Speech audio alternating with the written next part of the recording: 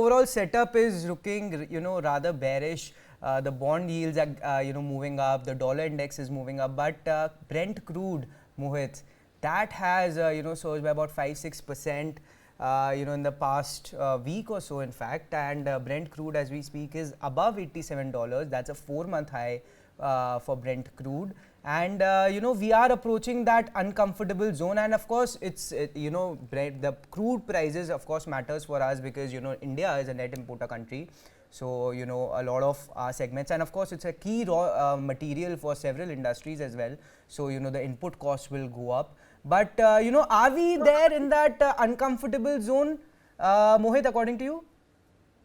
Look, Suyash, I think we are already there. To be very honest, there's no point denying that, and there's no point saying that above 90 we will be uncomfortable or not. The crude oil prices have persisted above $80 for a fairly long while.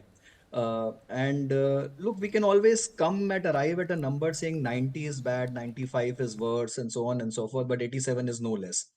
Trust you me. And the signals coming from the global economy are not so good or doesn't augur very well that the crude price is cooling off in a rush, right? Right. So Iraq is talking of reducing the output, and so the signals are not that great. My sense is the globe is just wanting to pass through this month. Suyash, honestly, I think rate hikes from Japan, U.S. policy meet, where again the market is expecting that Fed somehow gives a signal when the rate cut is likely to happen, which is also not looking very likely or very positive.